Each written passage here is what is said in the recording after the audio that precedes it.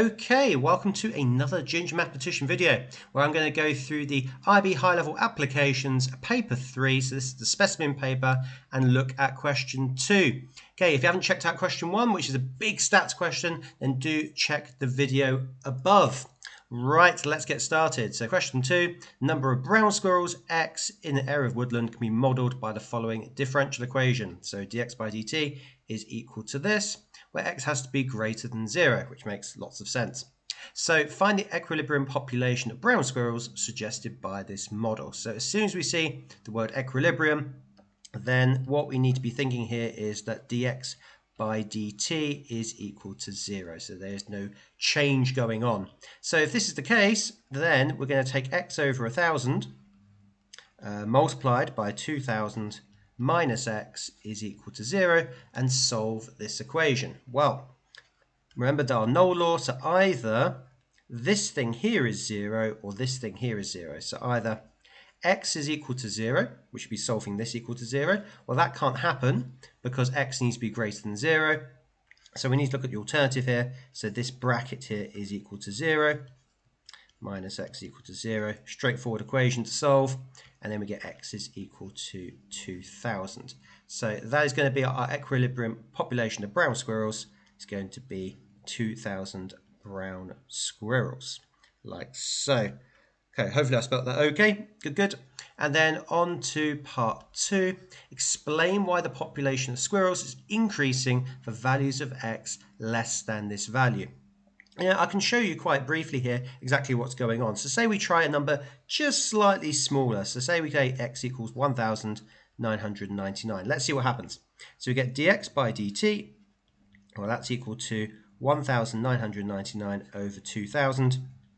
And then we get 2,000 minus 1,999. And let's consider this calculation here. So, well, this is going to be a positive number. It's going to be a small fraction. And this is also going to be positive as well. And the positive times a positive, well, it's going to be greater than 0. And any number less than this is still going to be positive, this bracket, and this will always be positive. So it's going to be increasing for values x less than this value because dx by, let's go back.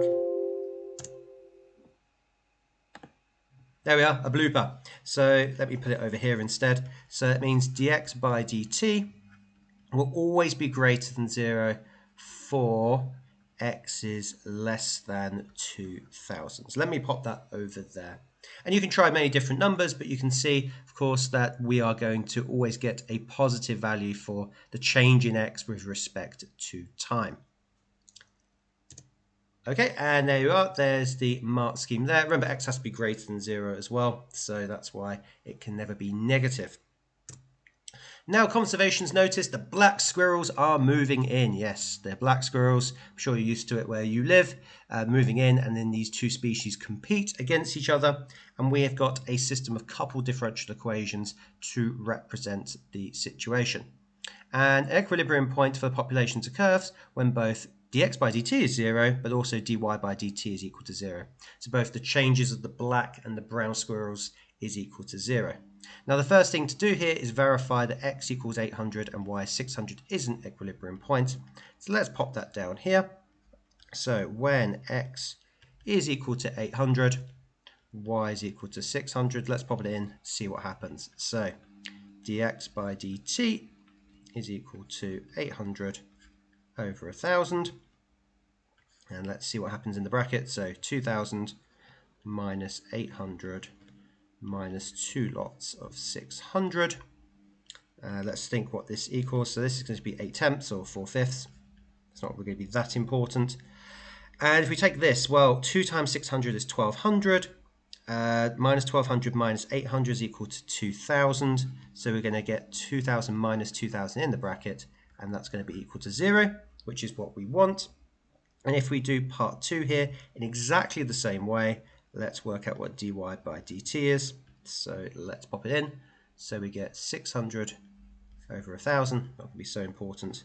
And we get 3,000 minus 3 lots of x, so 3 lots of 800, minus 600, and we get a very similar effect here. So the fraction simplifies to 3/5, not important, but what does happen here is we get 3000, and if we work this out, 8 times 3 is 24, it's 2400, minus 600, that's going to give us minus 3000, and then this bracket will become 0.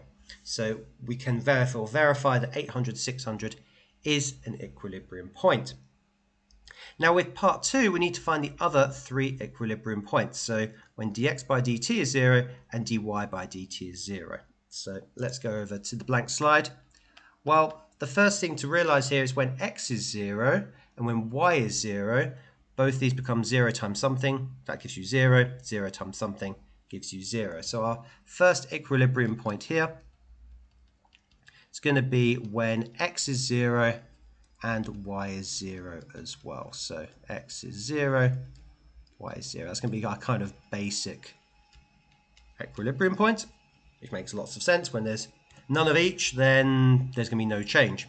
Kind of makes sense, yeah, from a logical point of view. The other part is a little bit trickier to work out. So imagine that we set this x to 0. That's going to make obviously this whole expression 0. And now we need to see if we can make this bracket 0 such that 0 times something is always 0, and therefore this is also 0. I'll show you what I mean. So when x is equal to 0, now let's work out what dy by dt is, substituting x for 0. So we get y over 1000, we don't know what y is, and then we get 3000 minus y, like so. So the x disappears, and we want this bracket to be 0. Therefore, we want to set 3000 minus y is equal to 0. Therefore, y is equal to 3000. That gives us this expression also equal to 0. So this is going to be our second equilibrium point. We're going to have 0, 3000. And we can do it the other way around as well, i.e. we're going to replace the y with 0. Now this will make this expression 0 here, and then we want to see what we need to put in the bracket to make that 0. So I'm going to copy out dx by dt here. So doing the same process but the other way round. So we get x over 1000, that doesn't matter what that is. And so we want y to be 0, so we're going to get 2000 minus x. And we want this expression to equal 0. Therefore, 2000 minus x is equal to 0, and therefore x is equal to 1000. So that means that our third equilibrium point here is going to be 2000 and 0. And that's going to be important when we come back to this, when we look at drawing a phase portrait right at the end of this question. Okay, so you can see the mark scheme here, and you can see where you pick up the marks. So yeah, I've gone through all those different steps to get all 6 marks on this question. Now they simplify the situation for us. So when the two populations are small, the model can be reduced down to a linear system. Yes, it's going to make things a lot easier to deal with. And what we need to do first of all is solve the first one using a process called separation of variables. This is an important topic on both high-level courses, both analysis and applications. And we need to show that this is true. So let's go through this. So we've got dx by dt is equal to 2x. And remember the technique for separation of variables, we want all the x's on the left and we want everything else left on the right. So how do we achieve this? Well, I'm going to divide by x on both sides. If we do this, then we get the expression 1 over x dx by dt. We'll deal with the differential in a moment. And remember, these two things cancel, leaving us with 2. Now, why are we doing this process? Well, we're going to integrate both sides here with respect to t. So I'm just going to put an integral on both sides. That's all I'm doing. And remember, you have to always say with respect to what. So I'm going to do this with respect to t. You'll see why this is the case in a moment. So all I'm doing is adding an integral sign on both sides with respect to t. Now, this has the effect of cancelling the dt's here. And so we get an expression here of the integral of 1 over x dx is equal to the integral of 2 dt. Now we're going to integrate both sides. This is one you should know off by heart here. So if you integrate 1 over x, we get the natural log of x. The integral of 2 is just 2t. Remember, working with respect to t here on this side, plus our constant of integration c. Then we want to do the opposite of the natural log, which is raising both sides to the power of e. So if we raise both sides to the power of e, we get e ln x equals e to the power of 2t plus c. Now this has the effect here of cancelling here, which means you get x equals, and let's just explain my next step here with some numbers up the top here. So if I have, say, for example, 5 to the power of 3 plus 2 with the indices, remember this is the same as saying 5 cubed times 5 squared. Okay, usually we work in this direction, but it's sometimes also useful to be able to work in the other direction as well. What this means is I can separate this out into e to the power of 2t times e to the power of c. This is a useful technique across the higher level course, so really do be aware of this technique. Very useful in the modelling section, the nonlinear modelling section on higher level. At this point, I'm just going to swap these over. So I'm going to put e to the power of c over here and e to the power of 2t over here. At this point, e to the power of c is just a constant, so I'm going to do a substitution here, which is very, very typical, and replace the e to the power of c with a letter, in this case just a. And I get my answer here of x equals ae to the power of 2t, like so. And we could go through the whole procedure again here to work out the general solution of this, but notice this is an almost identical problem. Instead of having a 2, we're just going to have a 3. So imagine you just change this 2 to a 3 through the entire process. Well, really, you're just going to get the same idea here, apart from instead of a 2 here, we're just going to get a 3. So let's exploit this and go on to the next slide. So if we want to solve dy by dt is equal to 3y, yep, then our general solution will be almost identical to what we just did here. Instead, we're going to have y, of course, instead of x. And let's use a different constant. Let's call this b. And then instead of 2t, we're just going to have 3t instead. So instead of having to go through that entire procedure again, you can just say, well, it's going to be the same. It's just 3 instead of 2, giving us our answer here. And on to part 3. So if both populations contain 10 squirrels at t equals 0, use the solutions to estimate the number of black and brown squirrels when t is 0.2 and give your answers to the nearest whole numbers. Makes sense. Half a squirrel, that's kind of gruesome, yeah? So let's move on. So see part 3. First of all, we need to work out these constants. Remember, so when t is equal to 0, both these populations are equal to 10. So we get 10 is equal to a e to the power of 2 lots of 0, and 10 is equal to be 3 lots of 0. Remember, e to the power of 0 is just 1, so a and b, these constants are just going to be both 10. So a is 10 and b is 10. So our model here, I'm just going to put this over here so we've got a quick reminder. So for the brown, this is working with x, so x is equal to 10e to the power of 2t, and then the black squirrels, it's a bit overkill in terms of showing working, but better to show more than less. And it wants us to work out how many squirrels when t is 0.2. So when t is equal to 0.2, we are going to get x is equal to 10e 2 lots of 0.2. We'll work that out in a moment. And y is 10e 3 lots of 0.2. And let's go over to my GDC and work this out. Okay, so let's type it in. So we've got 10, remember this E button down here, and we're going to do 2 lots of 0.2, giving us 14.9, and we're going to do the same process here as well.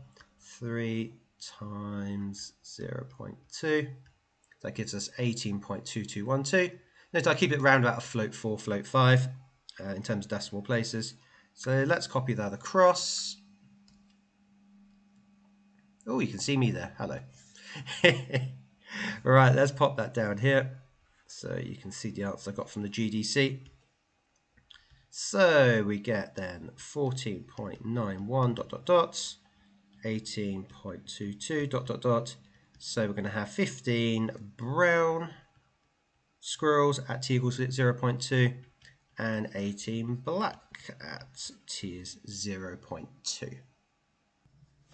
Okay, and on to the next part of the question. So for larger populations, we're going to use Euler's method. And I think, talk about my students, they sort of dread this Euler's method part of the question, but I'll go through this nice and carefully with the graphical calculator so you know what's going on. And we're going to use this to find the long-term outcomes of the populations because we can't use it for small populations anymore. And we'll use Euler's method with a step length of 2 years. So our step length is going to be 0.2.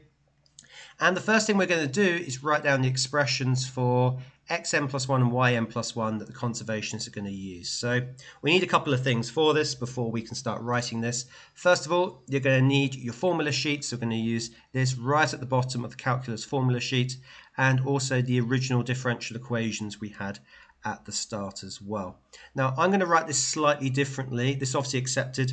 You'll see this in the mark scheme, but it's just so when I put this into my graphical calculator, I can just copy it like for like. So the first thing I'm going to do is write down, it's not necessary for the question, but the Tn step. So the Tn step is going to be Tn minus 1 plus the step length. Now remember the step length here is 0.2. So all we need to do is just write this plus 0.2. Now let's do the xn step. So all I'm going to do is essentially write this out here, this function a bit later on, replacing the x's and y's with n minus 1. Notice it's slightly different to this, but it gives you the same expression. So let's do this. So we've got xn, so we're going to have our xn minus 1 plus our step length, which is 0.2. And now we're going to pop this function for dx by dt into here. So we're going to have xn minus 1 over 1,000, open brackets, 2,000 minus xn minus 1. So all the x's I'm replacing here with n minus 1, and the y's I'm replacing with n minus 1 as well. So I'm essentially just copying out the expression. This is what it means by multiplying by the function, is multiplying by this essentially. If we do the same thing for y as well, so yn is going to equal to yn minus 1 plus 0.2, our step length, multiplied then by the function. So this is going to be yn minus 1 over 1,000. You will thank me for writing it like this in the next stage of the question.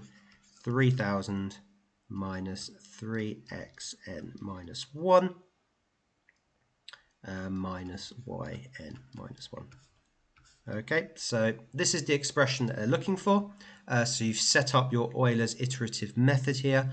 And what we're going to do at this point is essentially copy this into my GDC and work out some values. So we've done this part, d part I, and we're given the initial populations. So our x0, y0 is 100 for both. So equal population of brown and black squirrels. And we're going to use this to work out each species of squirrel when t is equal to 1. So let's go over to my GDC and work this out. Right, I hope you're ready for this, so watch very carefully. This is, again, towards the hard end of the course, the grade 6 and grade 7s. So I'm going to go to the home page. We are going to go to New, and we're actually going to select the graph function. Okay, so slightly different compared to the Casio.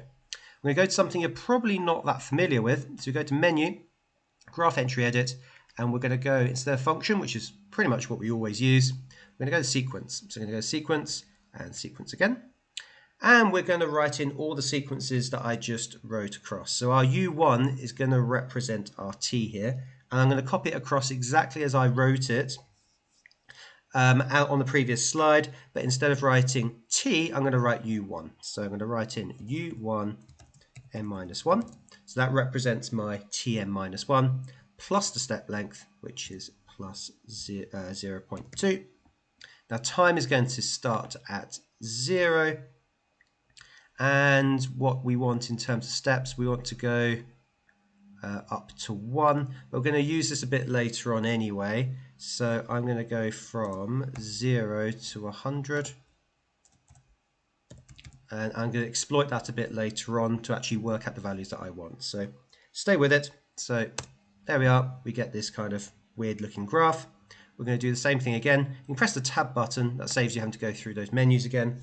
And now we're going to type in the x version as well. So our u2 is going to be x here.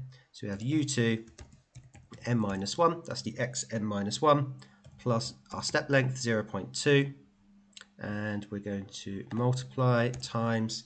Now let's pop in the xn minus 1. So we want the fraction here. It's going to be our u2 n minus 1. Remember, anything x is going to be u2 here, not the band. So 1000 at the bottom. And we are going to multiply this. I might want 2 brackets here.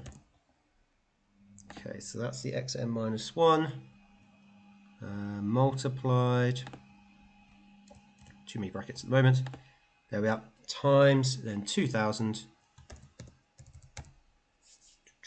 minus u2n minus 1, that's the x, remember, and minus 2 lots of u3. So u3, remember, is the y value, so 2 lots of this.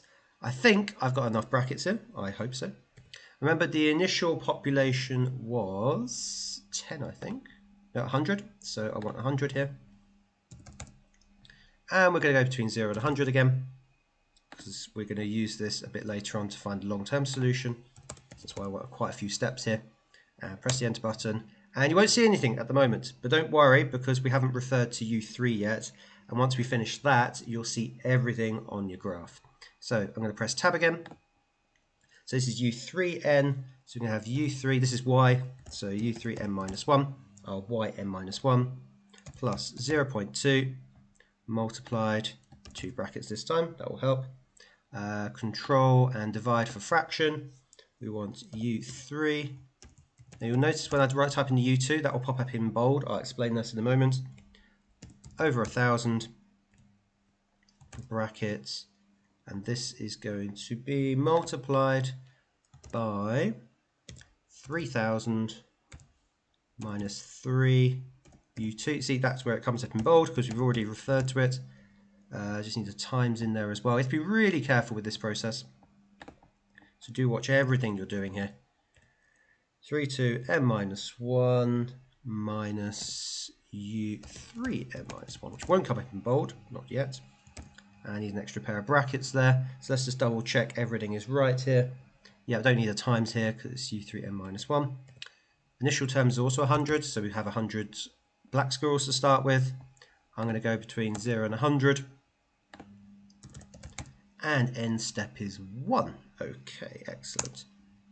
And now at the moment you can't see anything on the graph, which is fine because we can now use window and zoom fit. And that's going to help us find everything that we need. So here we are. Here are our following functions. Now don't worry if it looks kind of strange at the moment. We're going to exploit that now by going to the on menu.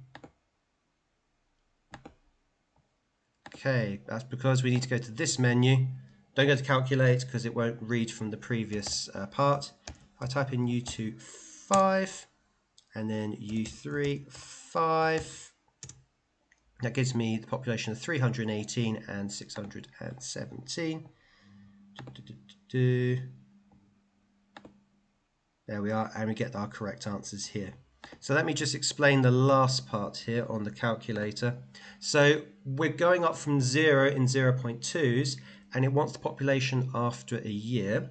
So let me just copy this across. So we start at 0, 0, we're going up in 0.2s. And the question, if we go back to it, it wants the population when t is 1. So that's 5 steps, yeah? 0.2, 0.4, 0.6, 0.8, and 1. So when t is equal to 1, that's going to be the population of the two species. So let's now just clarify this for the examiner. So when t is 1, brown squirrels, or brown, is equal to 319, and black is equal to 617. And I've set this up in such a way it's going to help us now with the next question. So use further iterations of Euler's method to find the long-term population for each species of squirrel from these initial values. So what we're going to do, go back to my GDC. Instead of typing in 5, I'm going to type in a much higher number. So over many years, can we actually see what's happening to the brown squirrels and the black squirrels? So let's go over to my GDC and let's explore this. Let's type in now, for example, over, say, 5 years. So we've got 25, for example. We can see that the brown squirrels are dying out. That's not very good. But if we type in U325, you can see that the black squirrels are doing very well. They've eaten all the food that the brown squirrels want to eat. So this is over an extended period of time, about 5 years or so. But as you can see, this one here is tending towards 0, and this one here is tending towards 3,000. So let me copy this over, just so you've got that there for reference.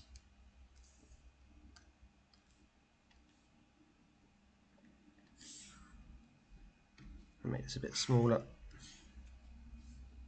Don't want this. So this is question 3.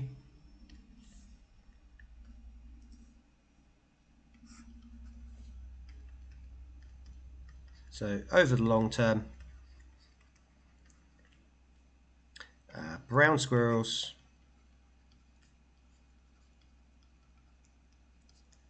tend towards 0, and black squirrels tend towards 3,000. Showing the examiner what's going on here. I've just taken an example. I would do this also. Show some working to back up your reasoning here for 0 and 3,000. And you can see the answer here. And now what we're going to do is we're going to go back and change the settings. So if we go back to the question, we want to use the same method, but this time the only thing we're going to change is that x is 400. So we're going to have 400 brown squirrels to start with, and y, the black squirrels, will be 100. And let's see how that changes things. So let's go to my GDC and do a little bit of modification to what we did earlier. So we're going to go back to this page here, so 1.1. If I press the tab button, so tab button over here, I can scroll between the functions that we've looked at, so U1, U2, and U3. The only thing we're going to change now is, instead of having 100 brown squirrels to start with, all I'm going to do is change this to 400. That's literally all I'm going to do. As you can see, the graph changes. In fact, you can actually see the tendency of what's going on here, even from the graph, but we can confirm this by actually working these things out. So if I now type in U225, and U325, we can see kind of a swap's occurred here. So now the black squirrels are now dying out, so you've got 0.008, but the brown squirrels are doing really well now, and there's now 2,000 of them, and they're heading towards 2,000. So I'll answer this question down here. We just insert in the new information we've got from the question. So by changing the initial population of brown squirrels, actually the brown squirrels are the ones that are going to survive and the black ones aren't. So we're going to have brown squirrels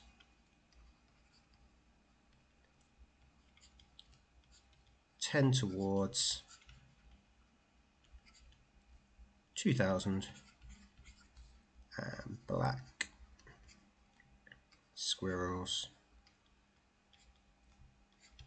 tend towards 0, like so. A lot to do in that kind of question, but this shows you how well you need to know your GDC for the various Euler's method questions that you could get. This is probably as difficult as it gets, but you do need to be aware how that GDC operates. Okay, and on to the last part of the question, E and F. So we're going to take our work from part D and just do a little bit exploring exactly what's going on with the populations. So on the same axes, we're going to draw some trajectories, a phase portrait for these initial populations. So I've got x is 1,000, x is 1,500. We'll do that first, and then we'll do this population afterwards. So let's go over to my GDC, and let's see what's going on with these populations. So I've typed this into my GDC. So I've replaced the initial terms here with x is 1,000 and y is 1,500, as you can see here. And let's see what's happening as we go through our steps. So if I type in U21, So the amount of brown squirrels goes down to 600.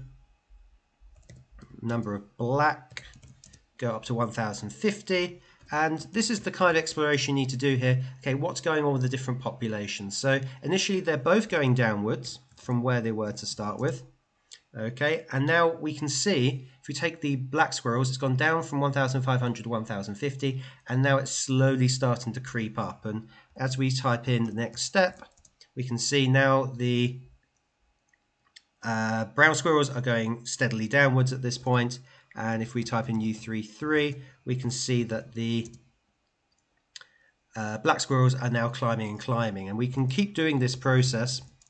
So it's down 377. To give you an idea of what's going on. And then you can see now this is going much, much higher now for the black squirrels. And if we skip on slightly here and say type in, for example, 10, we did similar, you can see there's only 26 brown squirrels, poor old brown squirrels. And if we now work out the number of black squirrels, you can see that they're really increasing. And if we increase the step size yet again to say 50, you can see this is getting very, very, very, very small. So they're basically dying out now, the brown squirrels. And black squirrels are heading towards the value of 3000. So now let's represent that on a graph. So how do we actually represent that situation? So I've set up my graph here, and I just want to try and reflect that on the graph given. So we're focusing on the black point here. So what's happening here is essentially there's a dip. There's a slight dip for both populations. And then as we go along, the black ones succeed in killing out the brown ones. So we get this kind of trajectory.